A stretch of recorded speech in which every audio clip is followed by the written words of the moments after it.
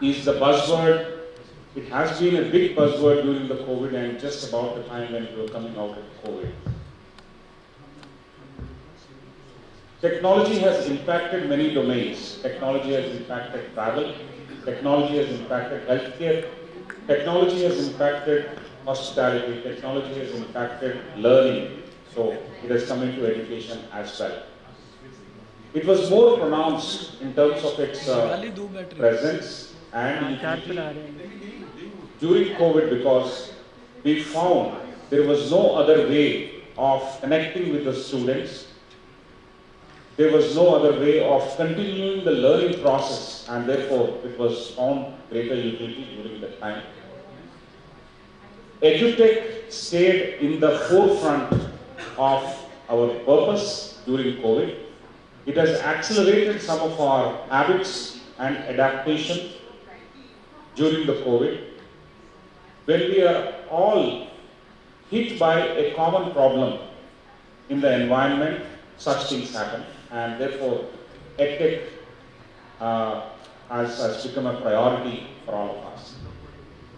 Most of us who are on stage and off stage, coming from education, would realize that we have very quickly adapted to Edtech, and Edtech has solved our problem at that time on hand. It has connected us to the students who were physically not available with us, who were not able to come to the campuses, and that was only one of the aspects of Edtech. The landscape of Edtech has many benefits. In simple language, without using jargon, Edtech has created access, number one. That is, wherever the student is, you can actually create access. Access in terms of large number of students for the same program is possible. That is Edtech. Majority of those who cannot come into your classroom and staying in different parts of the world can have that access. So that is the meaning of access, of creating access to a large number of students at scale. Edtech does it. Edtech also runs your own institutions and organizations much better in terms of how you manage your enterprise, manage your institution, in terms of your administrative easiness, how you conduct various functions, have a visibility to all the activities that you do administratively. So that's an enterprise-wide function. The other benefit is to make the students learn better, easier, comfortable. Learning will become comfortable. Access to learning will become comfortable. And the fourth one is learning much better. That is, you learn newer courses, newer programs in addition to what you do. So in summary, what has become much more accelerated during COVID has now what is called dust is settling on that, and hybrid kind of learning is emerging. Probably it will settle at 70% offline and 30% online in terms of the mode. But in terms of priors, school education, higher education and executive education, everywhere, I think the proportion of learning in terms of access will be through online, and certain concepts and certain learning you don't have to sit in the classroom and learn. So it differentiates one institution to another if you have tracked it in terms of what is the proportion of online and what is the proportion of offline, and that's what makes a good institution good or better than the next institution. This is the landscape. A large number of students also felt that online education was actually not satisfying, and they also said that the moment the gates are open, the moment the colleges are open, they flooded back to the college because the camaraderie, bonding and certain things that are possible on campus will have to work that way. Not just in India but across the world, it will have to work that way. Therefore, there are several advantages of offline education. Certain problems which are not solvable by offline education are solved by online education. So it is not either or, but it has to be and the percentage of and in hybrid could be around 70-30%, but then it solves certain problems, and we should know how to use technology. Not just how to use technology in education, but we should also know how to use technology in normal consumption of, say, mobile phone or healthcare or movies. Everywhere technology has its impact, and we should devise a way to use that in order to be a winner.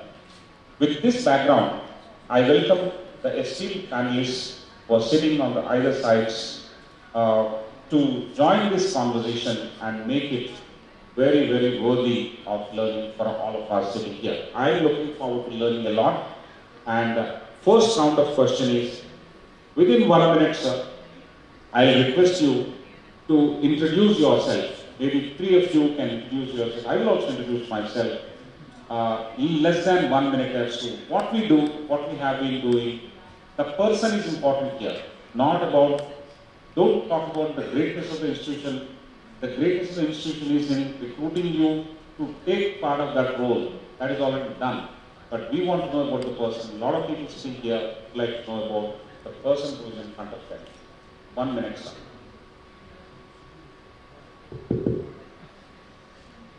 Okay, before I start, I must thank the media for connecting me and bringing me here.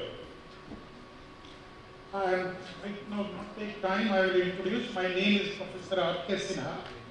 I am by profession a physicist and technologist from the commercializing the technology. That is my introduction. By training, I am an educationist. Whole life I have worked now in a different role, that is teaching, research and administration. Good evening. I think, first of all, I should be thankful to the organizers for providing me an opportunity. I think it's a great day. I think we have a huge round of discussion from morning. Thank you, Dr. Rao. I think you have talked a lot about technology. So I am Professor Subodh Kesharwani. I work with School of Management Studies, Indira Gandhi National Open University. I was Director Center of Online. I am presently taking a charge of Chief Vigilance Officer. Basically, what I have done, as far as IGNOU is concerned, I think Center of Online Education was established in the year 2019 with a vision to disseminate education through online. So I think the blended learning was going on from maybe past decades, but it's purely online. When we talk about online, I think we started with 2 programs, and if you talk in the present scenario, we have 41 programs in our basket. So all the master's programs, certificate programs, diploma and bachelor's programs we have. So this program is purely equipped with from underneath the pinnacle, students enroll in the program in online mode and they exit in online. So that is something which is there. So in between, the 4 quadrants we are following, that is, the animation, multimedia, self-learning material, assessment, and then, finally the examination. I think the preceding panel were, talking more about the assessment. And they have talked about, the proctored mode of conducting exams. So IGNOU is one of the pioneers in conducting the proctored mode of exams. Either it could be, the center proctored or remote proctored. So we have followed this pedagogy, and you have very well said in the very beginning that the mandate of the IGNOU was reaching to the unreached. So that is something which we have followed. And if you go into the backdrop, you find out that the IGNOU enrolled somewhere around 4 million students. So almost 40 lakh students, enrolled. So how we are going to, diversify ourselves from this brick and mortar system to click and mortar system? The Center of Online Education was playing a very important role in this direction. So when we talk about dynamism, I think we all understand what exactly the technology is. And when you talk about, the website, when you talk about the software, I think somewhere we talk about the static, we talk about the dynamic. And then we talk about the real time. So I think if you go into the backdrop of the theme, I think the dynamism is talking more about the real time. So real time is something which is changing very fast. Yesterday, if you talk about the data was something which was very important, and the definition of data was what, like the email and mobile. But right now the data is changing very fast. The real time data is coming. So I am a teacher, at what time I am doing shopping, at what time I am doing a window shopping, at what time I am spending my time. So this is something which is called real time in nature. So this is something which is now a part and parcel of this online. So all those things are going to be changed very fast, and we have changed ourselves, but change is sometimes good, sometimes bad, and adopting the changes is something which need to be created in a very systematic manner, because when you talk about reaching to the unreached, when you talk about the pan-India presence, and the proceeding, the panelists have talked about the blockchain technology. I think if we go more into the background, we find out that how the Satoshi Nakamoto, who was the founder of blockchain, uses this blockchain technology for the virtual currency. But if you go more in depth of that, you find out that blockchain technology is now crossing the wearables, and you find out that blockchain is now used by the health industry, by the education industry. So we have also used the blockchain technology in giving the degrees. So what we have done, with the help of this IIT Kanpur, we have collaborated with them, and then the degrees are disseminating and converting into digitalized mode and transferring to the students at the doorstep. So this kind of the steps which is coming up, and more is now going to talk about, because when you talk about Edtech, I think the Moodle platform we have used, the learning management system which we are using. And if you go, I think in the background you find out how the course era was started by Anant Agarwal, and then edX was created, and then edX is also using the open source platform. So all these massive open online courseware and this open source platforms are coming up. Government is also taking a lot of initiative in this direction. SWAYAM platform is there, and Digital University is knocking the door. Most probably, I think there are 3-4 contenders who are going to get this Digital University. Review is also in the race. So the intention is very clear, because when we talk about the Digital University, I think they talk about the hub and spoke model. So they are not going to eradicate or evaporate the existing setups, but somewhere they are going to align with them. So hub and spoke model talks about that hub is basically a digital university which can be placed either in one of the places, in one of the jurisdictions, and then spokes are the various universities which are doing their jobs. It could be on a pan-India basis, and all those universities are going to be linked. So this is the platform which is there, and Edtech role is very important, because for what we have done when we have started the online programs, we have not started in a stereotype mode. We have used the open source platform, that is Moodle, and a lot of platforms are coming up. So these are the things which are going on. If you talk about the Edtech companies which are in the like Byju's or the physicswala.com, which is coming up, a group started by a young man called Alak Pandey. And Mr. Pandey had started a journey from ground, and now you see that he is using a blended approach. So he is not confined himself with this YouTuber as a YouTuber, but he is making the physical presence in varieties of places. He is moving to the quota. So I think one thing we have to be very clear in our mind, that India is a very diversified country, and you have to have a blended approach in your mind. So if you are going to eradicate the brick and mortar mode, I think somewhere you are going to lack. So the platform needs to be developed in such a manner that the existing setup is going to be aligned with the contemporary thought. Excellent. I think some of the points we were trying to understand is your own institution pioneering in the online proctoring to start with, apart from creating the access, which was the first initiative, and then subsequently more and more programs bundled onto it, so that as a value addition, you have also used blockchain for online certification or certification process itself. That's a very important takeaway. And many private players like actually emulate what you have done. So in that, it's a great milestone itself. It's a forerunner for many of the private players also in this country. So bringing dynamism the IGNOU way, some of the methods in which the IGNOU has taken up is an important takeaway for us. We'll pause here for a while and we'll come back after some time. We'll now request Professor Ravindra. Professor Ravindra, can you please explain which facet or which aspect of Edtech that you have adopted in your university, and what are your views on that as an initial opening remarks for this topic?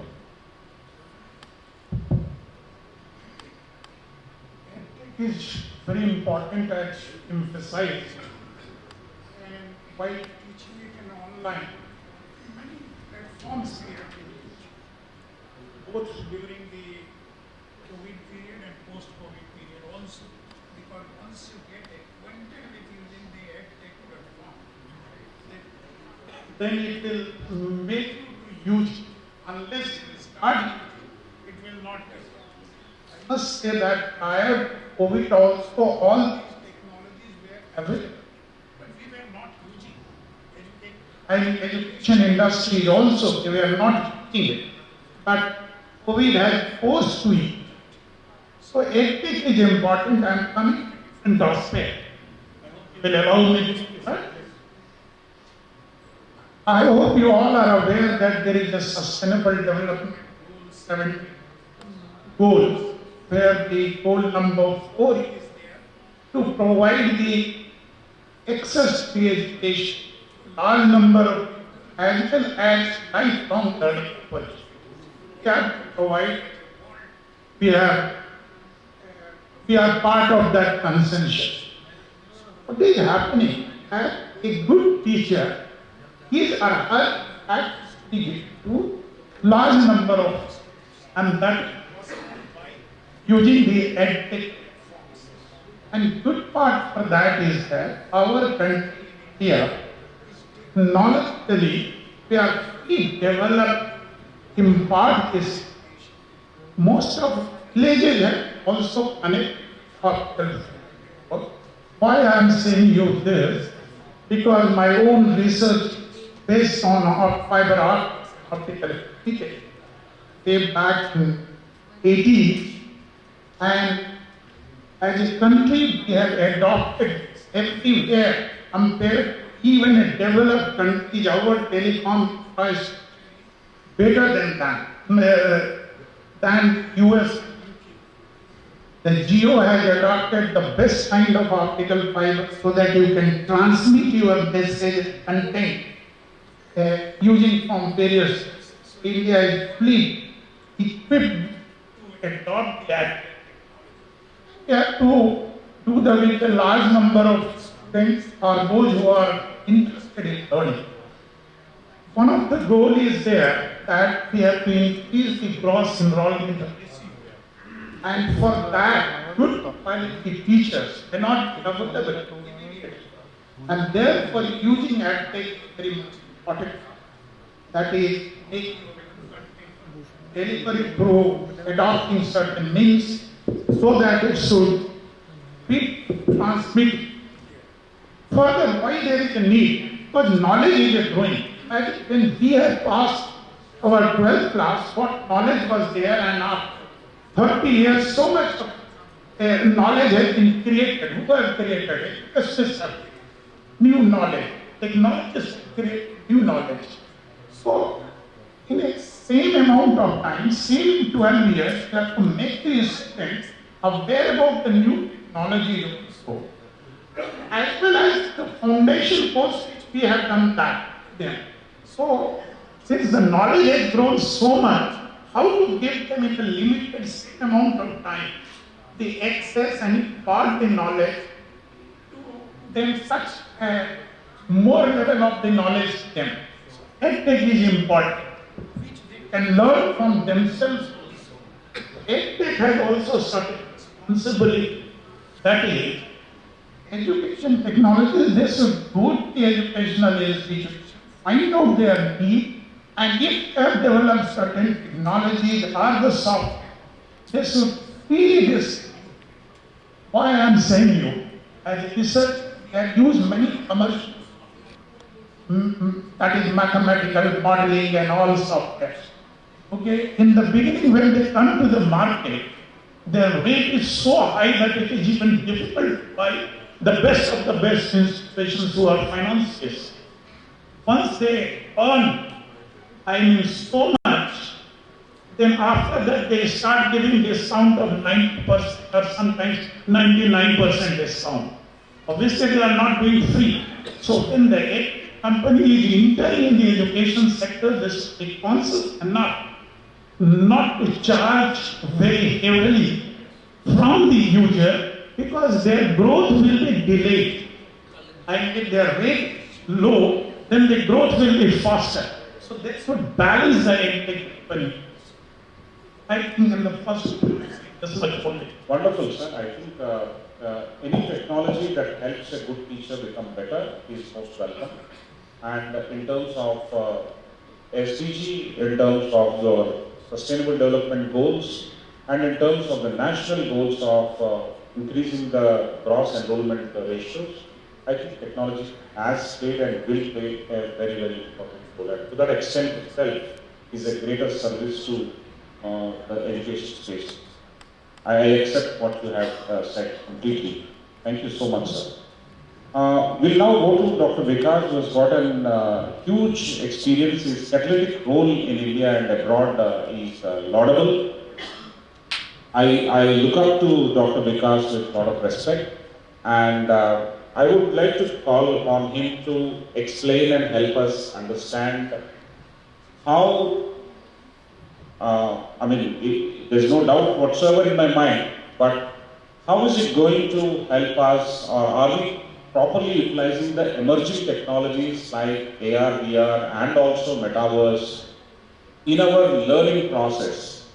AR, VR can be used in school education as well, but if we restrict ourselves to higher education space, are we utilizing it enough? What has the journey been so far? And where we should be when we benchmark with some of the more evolved institutions that are abroad, because you have seen some of them from abroad as well. So if you can compare and give us some kind of goalposts, that journey or that description would be very useful. Dr. Vikas. Thank you, sir.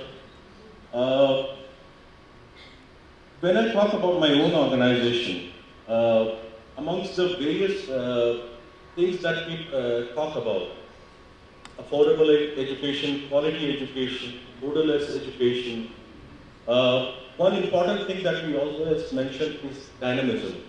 We say that education always has to be dynamic, it has to be ever evolving. And this has been really true during the pandemic and the post-pandemic. So we started off with things like having classes using Zoom, Google Meet, etc. But that was just a standby arrangement. Now we are talking about getting more involved in terms of the education system, especially the way we deliver it, and the Edtech industry plays a very, very important role in it. Right from the basics of the learning management systems being adopted. In fact, one of the things that we did was that a major chunk of the work that we do is with the third world countries. I work with a lot of African countries which are limited in terms of resources, and when I say resources, financial resources. So we developed our own LMS system, which we have given it out for use for free. It is slightly different from the ones available in the market because when we talk about a free model, they generally you find they have limited usage. But we created everything, including the exam management system, etc., and we gave it across to them. But then that was one of the aspects. But today I feel that there is a lot of need to look at other part of technology in delivering education. And one of the most important things is Metaverse. I'm talking primarily about in terms of AR, VR. And last year, in fact, we collaborated with one of the companies in US by the name of Beyond Reality. And we said, okay, let's start working on the usage of AR, VR in education, which is actually very important. Like a lot of people feel, like Sir was talking about using AR, VR at the school level. But now let's look at it from a higher education level. For example, an engineering institution. Now, for example, an engineering institution is teaching aeronautical science. So people are supposed to look at the engine, dismantle the engine, and put it back again. So you cannot have all the students take an aeroplane engine and start dismantling it. No, it is not physically possible. But when we use a technology like we are using a virtual reality, you have to you wear those glasses, virtually the engine is in front of you. You can dismantle it the way you want to. You can dismantle every part of it and put it back again. The experience is real time, right? But at the same time, you are not actually investing too much on the physical side of things. It's like, I know you'll understand that it's not possible for institutions to have n number of airline engines with them. The second very important usage is I see in the area of science, medical science. So there again, while we talk about its usage in the health industry, where hardcore surgeries can be conducted using the technology via which specialists can be present physically and guide the junior doctors in terms of how to conduct a surgery. At the same time, with students, for example, they need to actually dissect a heart. So while as a student, you would understand that you cannot get so many hearts to dissect. So generally, one heart is there or one body is there which is being dissected and everybody observes it. Here, you can virtually actually have it physically in front of you and actually do all the dissection that you need to do. So that is what AR/VR brings to the table when we talk from a higher education perspective. And in fact, just to add, in a lot of European countries now, you know that in India we still do the physical dissection. It is not allowed in the European countries, even in the US, etc. The physical dissection is not allowed anymore. So this becomes an alternate because there they are using dummies right now. So instead of dummies, you can use AR/VR technology and get the real-time experience.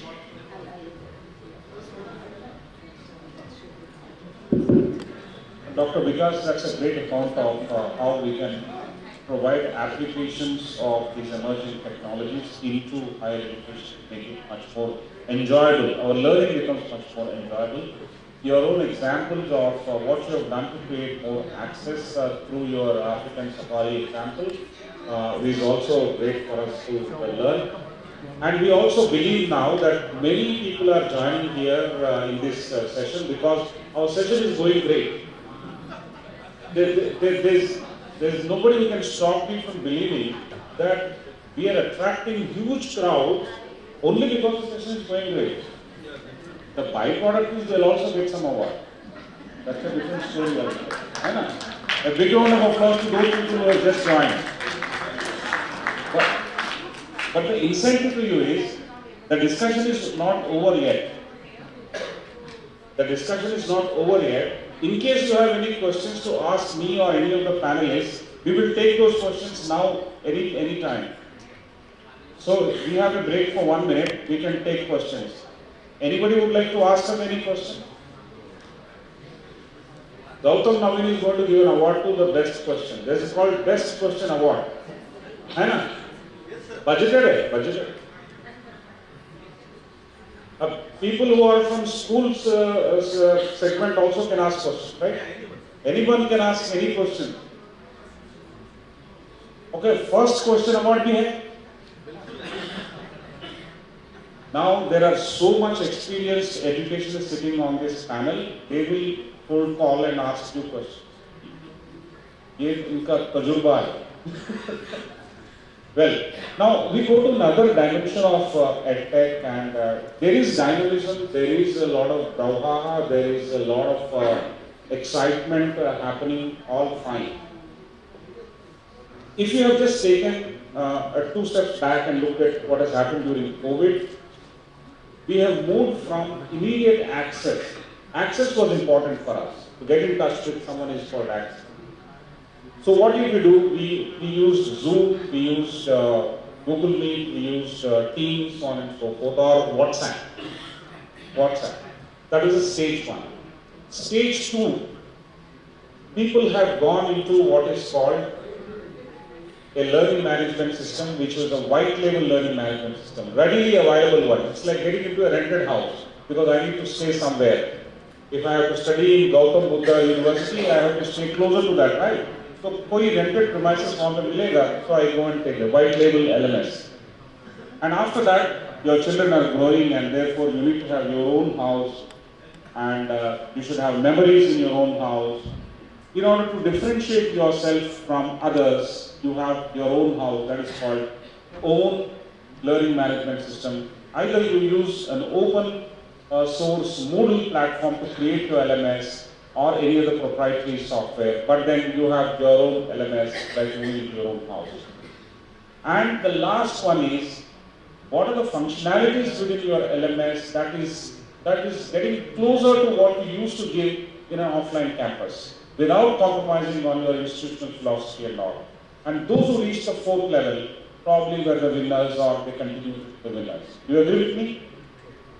In this journey, there is one other side, that is the digital divide. In conferences like this, in metro cities like Delhi, in fantastic hotels like this, we talk about everything. As Sir also mentioned, internet penetration is one. Second, device availability. Then bandwidth. Internet is different, bandwidth is different, electricity is the other one. If you have electricity, rest all is possible. Now, device availability. There are homes and families where if they don't go to the school or college, they won't be able to study. They have only one mobile or zero mobiles. Assuming that they have one mobile, how two children will study? So this has created some kind of digital divide, and that also has to be talked about. If educationists don't talk about the other side, who else will talk about? Did you face in your institutions any kind of digital divide, or how did you encounter or how did you address that particular challenge? Very, very briefly. Then we'll come back to wrap up the whole thing. Each one of you will get 1 minute, sir. Digital divide. Yes, we have faced the digital divide because you said, catering to my university, we attract the students, particularly lower economic background students, not the rupees in Uttar Pradesh, but throughout the country. So many of them have expressed their inability to even write the examinations. Came back that the examinations second time, third time, like that. Because university had something for providing the mobile device, but very few, not everyone. So it has indeed created a problem. But indeed, the prices of these devices, or even the connection prices in our country has gone very low. Beyond that, we cannot. Because those who have let down the cable, those who have used this, so they have a lower limit. Now the price going down is difficult. So those who have a access, they are not access to this. Some support is there. And I believe those companies, particularly the Edtech companies, they should come forward. As a technologist, the education is what I am finding. We claim that we have a number one software, we have a software developer and a leading country in the world. Unfortunately, most of the software is developed and branded from outside. So that is the dichotomy of the system. What is happening, software industries are very clever. Some part they develop here, some part there, and they integrate from some another country and they brand that this software is from this. Some of them must be developed here in India, isn't it? But they integrate and they get the market from there. So these are the difficult scenario to get the price in such a way that it should be distributable to the students who are in the last mile or have no access. And there indeed the government support is required. Without that, no matter how much philanthropy is there, government has to come out But good part with our country is that we have let down the bandwidth problem will not be there. Our penetration of optical fiber link is better than the developed world. That is the good part. And why it has become good, I will tell you something. We were sleeping when the copper cable communication system was being laid down. Many of our villages, they were not connected. Okay, when the new technology came, then we started connecting to the villages, and we are connecting to the villages through the ultra modern technology that optical connect. So sometimes when you sleep in the race of technology growth, that is also advantage. So that has happened to our country. Maybe in the UK and all, again they have a drawback, they don't have this much population. So telecom industry, when they were booming down in the place, in India they were booming it. So these are certain advantages in our situations. So somehow we are not that behind as far as the technological access to our population is. Great.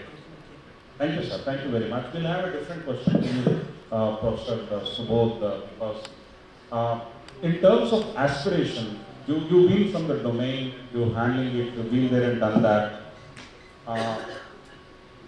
What are the goals that you would like to set for the Indian higher education system, from where it is to where it is supposed to go, and then what kind of time horizon that cover those goals? Because day in, day out, you're handling huge number of students and entire process of educating them, making them employed as well. So, as someone who is handling that and being part of that system, able to set some goals for the higher education system, maybe some points you can throw, which all of us can probably try and follow and achieve. I think we have to think out of the box. That is something which is very important, because the way the education system is changing, I think the national education policy is 2020 is knocking a door, and somewhere the change is coming. I just want to go into the backdrop. In 1985, when this university was started, I think at that time, the people have a different feeling about this university, that how without chalk and duster, without blackboard, the university will run. But we have proved, we have developed the self-learning material, which was, used by the bona fide learners and by the others, by the civil services aspirants. So this is something which was out of box. And other challenges which are coming up in the present scenario is the scalability. I think we are running short of time. So scalability is something which is very important, because the massive learners are coming up. So one software is going to cater, 10 lakh learners. So if the software is not equipped, if the software is not, competent enough, then the biggest challenge is there. So that is something which is there, and a lot of change is coming up. So I think the Facebook and social networking platforms are there, which are developing their own universities. So we have to think out of the box. I think more industry interfaces need to be covered, and some the initiative the university is taking. I think you have put it a very good point that if you talk about India as a whole, I think the biggest challenge is what? The biggest challenge is, the people are in the urban areas, the people are in the rural areas. So we don't have any rocket science or, thumb rule. We have to develop the thing, we have to customize and make the tailor-made. So IGNOU is working in this direction. We are developing a QR code which can, download the material in an offline mode. So you don't require internet. So that kind of, the pedagogy is going to be developed by the university in the coming years. So this is the fact that India is having a very diversified approach. It's a divide you talk about. You don't have a rocket science for all the learners. You have EduTech. If you talk about Edtech, if you talk about the contemporary education, I think somewhere we have a blended approach. National education policy, I think from morning to evening we are discussing more about national education policy, which is the backbone. It talks about the flexibility. It talks about the modality. It talks about the multidisciplinary. So the medical student can opt the paper like yoga. Medical student can opt the paper like the music. So this kind of, the platform is going to be developed. Why we are emphasizing, why we are imposing everything on the learners? We have to follow, the push. We have to come out from this push approach to pull approach. Pull approach is more customer-centric, more student-centric. Why? Because if you see the Western pattern, what is going on in US, the students enroll in the institution, not in the department. In the first year, the students enroll in Harvard. They study, general papers. In the fourth semester, in the fifth semester, he or she takes some major subjects, and that is going to decide what exactly they are going to get. So, universities, government is working in this direction. I think the previous panel were talking about the academic bank of credit. So, this is something which is a very good initiative. Why we are, making certain things? Let the credit, achieved by the learners, put it on the academic bank, and let the academic bank, once they achieve the credit, they get the degree. So this kind of, the pedagogy is coming up, and Edtech and Dynamism we are talking about. I think all those brainstorming is very important, because whatever we are discussing, I think that is going to be executed, that is going to be implemented. And the good points are coming up, not from our side, but from the audience end. So we have to take care of all those aspects in a positive manner. And this is something which is going to bring a change, because the USP of our country is the population and the learning population. I was, listening in the morning the school sessions. So that was somewhat, because the initiative has to come from there. You can't. The very good position is that charity begins from home. So what we have to do, we have to initiate. I think the school-going kids are going to be changed, and they are changing themselves in a very faster mode. And in the coming years, you find out when they acclimatize and they are acquainted with this kind of format, I think the legacy is going to be transferred very fast. Excellent. Thank you very much for those.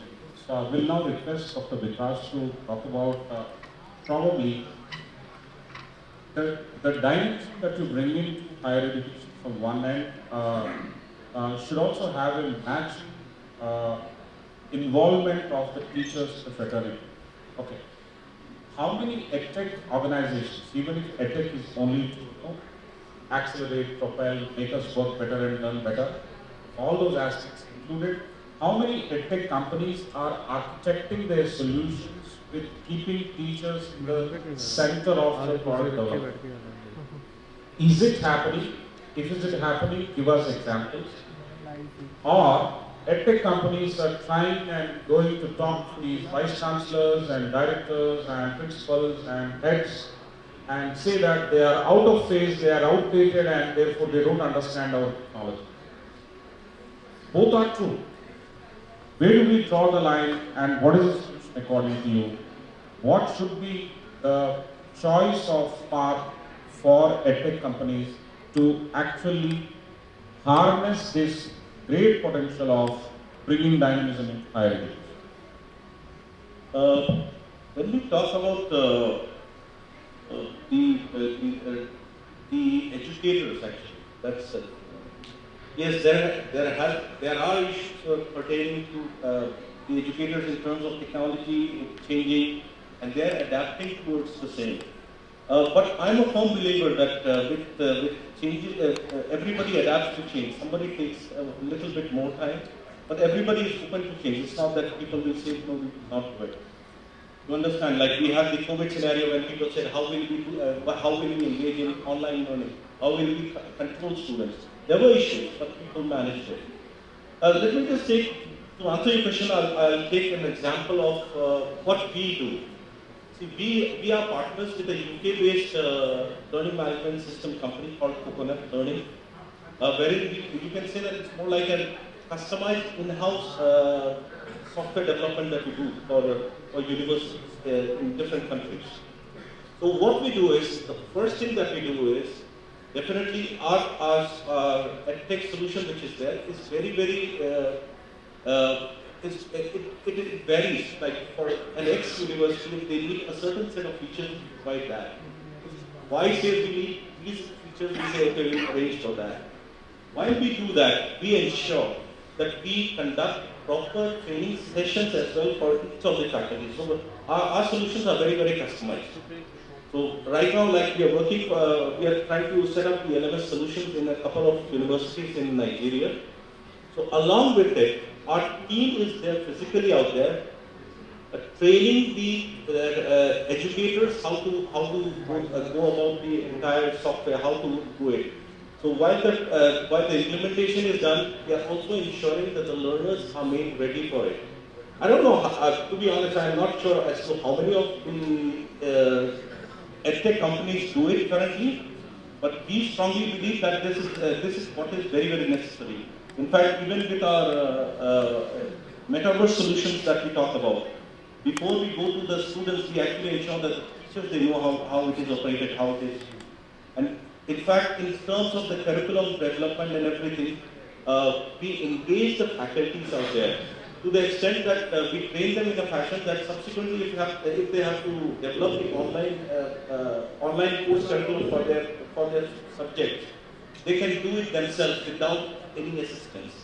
So that adaptation is very, very important, and that's something that we are trying to help institutions with. Thank you very much that you are doing that, and centricity on teachers, making them the architects for the solution is, according to me, is a sure path to succeed. Otherwise, it is a recipe to fail. And then you end up blaming that they don't understand it or they don't.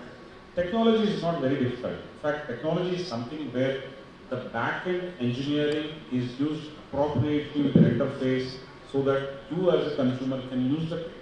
As simple as that.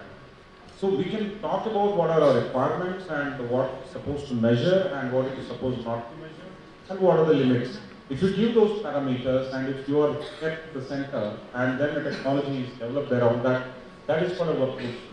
I think we need to work on some of the models that you have measured. Just to give an overview of what's happening currently here, we would like to take questions from you. Yes, sir. Very good. I think you will get an award before you even ask the question. Big round of applause, please. Please give him a mic. Kindly identify yourself, sir. Introduce yourself and ask the question. We'll try our best to respond to that. Tech in a net conference is also called Edtech. I can give my mic. Sir, a moderator is supposed to speak less, so my game anyway. Hello, higher education, and greetings to teachers, principals, at this concluding hour. You see, I have been in teaching profession for the last 50 years. I have been a mathematics teacher, I have been principal and educationist. Now I am training the teachers, training the principals as well.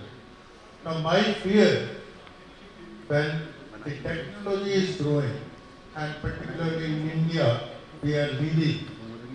My fear factor is that missing link between higher education and the student. Now, this is one point. Second part of this is, higher education must be concerned with the graduates that it provides. My observation, the graduates that the universities are providing, they need to be upgraded, their standards need to be upgraded. Particular example I tell you, simple mathematics questions they are not able to handle, who is masters in mathematics, to teach primary school students. Simple essay or paragraph is not produced, it's not unless they go to Google. So I plead to higher education to raise the standards so that when those graduates go outside, they produce better students, better professionals, and then consequently better graduates. So somewhere this lead has to be taken. Number one, link between higher education and NCERT, the curriculum balancing. Number two, the quality graduates has to be. Thank you. Great, sir. I think it's a very nice question. We have to go into the backdrop and find out the shelf life. I think if you see the corporate shelf life is narrowed down now. There was a time when shelf life of the company was 30 years, 40 years, 50 years. But right now you find out, the new startup come up. In 5 years, the company dominates. The Phoenix Wala example, Baidu example in India, and many more is coming up. So I think in education system, we have to recapture ourselves. And in the coming years, you find out that existing pedagogy, existing setup is going to be eradicated. And those who are not going to change, they will be out from the market, out from the fray. Either it could be the school, running in a brick and mortar system, or the higher education, the university systems, including us also. I think when the digital university is going to come, this is going to cut short many things. So one has to ready, and we have to make ourselves ready also. The market is very bigger. The instructors, the enablers are changing themselves. The teachers are changing themselves. But more requirement is that the mentoring, how we are going to mentor ourselves, and that is somewhere because we have to change ourselves, and we are changing. I think the brainstorming like this is definitely bring a change in the society, and whatever come out, because the manthan is going on, and when you do a manthan, I think उसमें जो है विष भी निकलता है, अमृत भी निकलता है. तो हम विष से डरना नहीं है, and Amrit is no doubt coming up, and we have to take that. And this is something which is definitely going to create a niche, and the panel discussion, and if we talk about the whole discussion, talking from morning to evening, I think we have a primary education session, we have a secondary education session, then tertiary education session was there. So this is definitely going to bring a change in the society, and all those things are going to change the things. Studies here having a 5-decade experience, I think it's a great opportunity for us to listen him also. So this kind of thing is there, and in the coming years you will find out more thing is going to come up. Thank you very much, Professor Subodh. I think Dr. Vikas can talk about specific bridging solutions between school education and university education, and what are some of these ways can they come? First, I'd just like to add a bit to what Professor Subodh was saying. See, while we are talking about university and university students, we need to understand that you have another new set of students who have emerged. They are the ones who are the professionals in the industry, which we need to be aware of. So I think amongst the other aspects that we talk about digital in university as well, we also need to look at an aspect of a pay-as-you-go university within the existing university system. So we have the legacy system of university which teaches people, but at the same time, you now have students, you now have professionals coming from the industry to acquire additional skills. The skill could be for a promotion within the ranks, or probably somebody is looking to shift careers. So they are not those people who will actually come and sit in your campus and study. They are the ones who are looking at probably a digital platform. They are looking at courses being offered to them which are as per their requirements, wherein they can probably log in at any point of time. So I'm interested in an X subject. I log in into your university portal. I make a payment. I acquire the required skill, take the certificate, and move out as per my freedom. So that is something which we also need to look at, and this becomes very important even for your existing students as well, because we cannot just talk about the traditional courses, traditional mode of studying, and then going to the industry, wherein the industry will say, oh, you are not placeable, you are not employable. So that is something which always happens. Employability is a big process. So there again, this becomes very important that we try to look at adding in more such courses coming through the digital platform, which are based on the new age requirements. Great. Thank you very much. I think the behavioral aspects or the mindset aspects of being open to change and displaying that is a very important aspect. Whether it is school education system or higher education system, the teachers or the faculty members will have to play the role of being a role model. And that is when, see, in the school system, my own teachers who taught me moral science and biology and English and other subjects, I have liked the teacher and therefore I like the subject subsequent. They have been the role models. Impressionable age, at that stage, you like a lot of them. Similarly, in higher education system, you need role models also. They have to get on to these Edtech platforms and become a role model so that people like the Edtech platform. It is always people driven, it is always driven by star faculty, it is always driven by faculty, teachers. They need to fill that gap. The large young population is looking for role models and we are completely absent from it, then it's a bad thing. We cannot be absent. On social media, we have to be present. If you are not there, someone else will take that role and they go in the wrong direction. That is the dereliction of duty. You don't want to be part of social media, but you are making room for someone else undesirable. If the role models are present, everyone will behave properly. So the one thing I wanted to add here, sir. Other than creating role models, etc., we also need to identify the potential areas that we can work on. I'll just give you one example because it's from the school education side of things. I work in Africa. I work in a lot of countries which have seen a lot of civil wars. So these are the years where people lost out on their education. So you have a huge population of people who could not even complete their high school. And now they are in their 40s and 50s. A desire to see that, okay, I wish I could complete my high school. But they are too old to go to a school. So what we did with a Malaysian company, we have come up with a solution wherein we have created a curriculum using Discovery Education as the partner.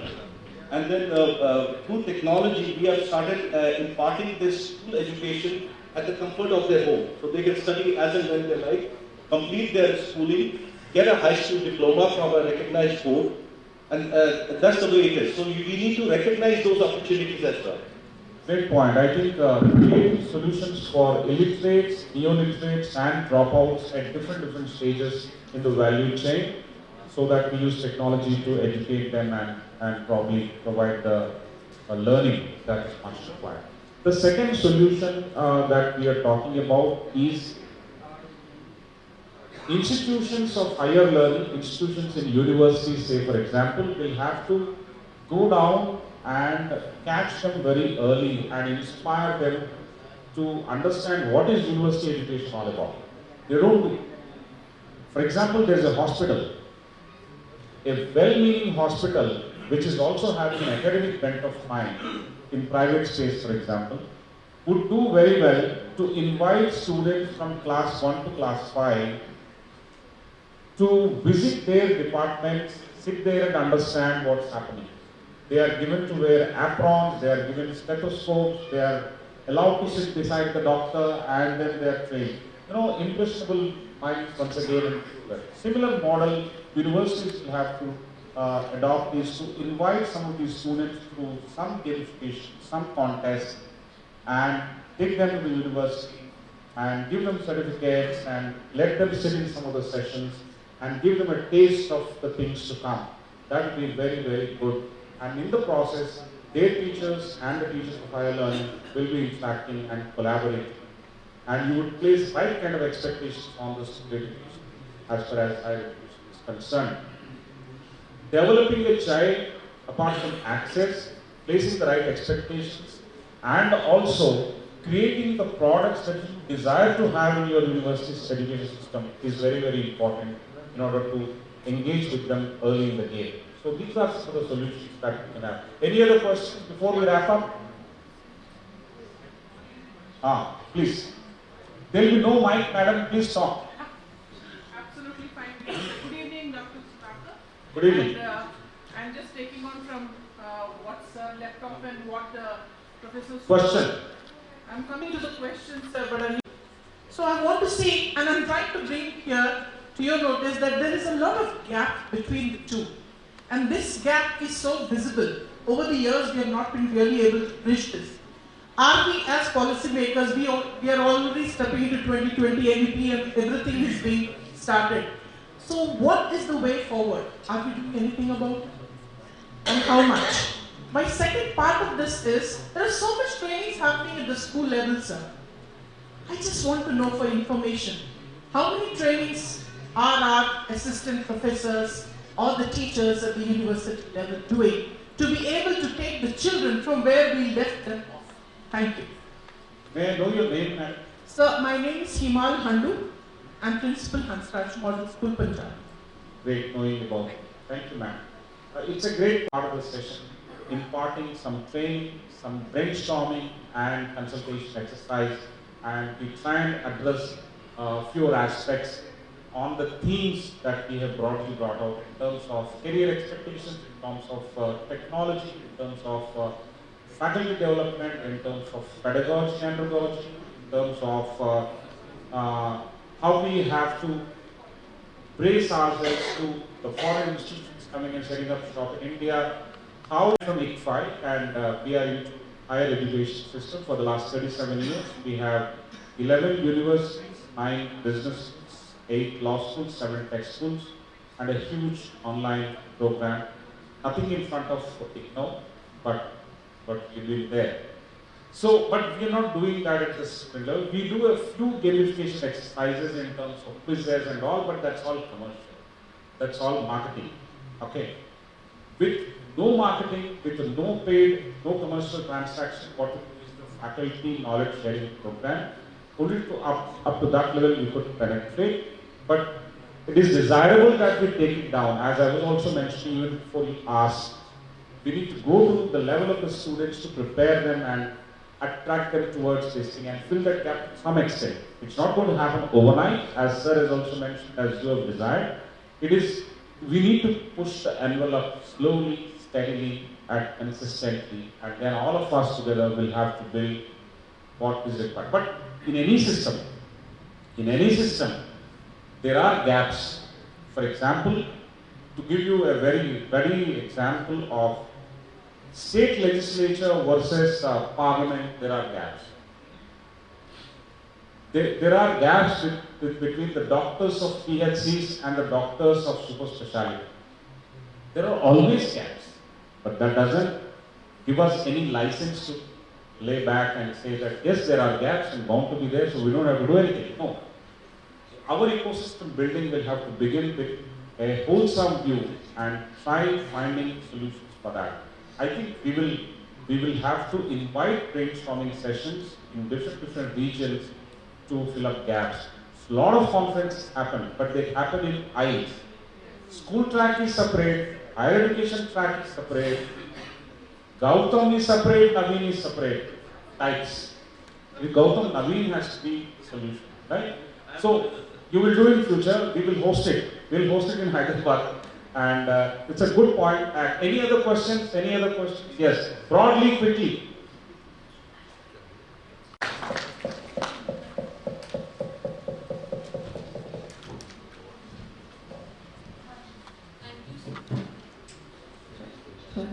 Thank you so much, sir. I think they deserve a huge round of applause. Come on, everybody, please put your hands together.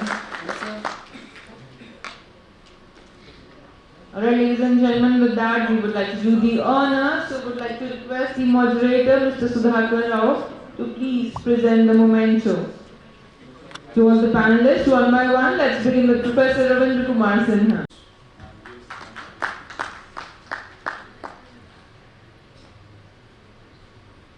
Now we would like to present the memento to Professor Subodh Kesharwani, Director IGNO. Thank you so much, sir. Now we would like to do the honor to Dr. Vikas Sharma, President IAMA. Put your hands together for the gentleman. And now I would like to request Gautam sir to please do the honor. Anupam sir to please do the honor by presenting the memento to the moderator, Mr. Sudhakar, Director ICFAI. Would like to request you all to please come forward for a group picture.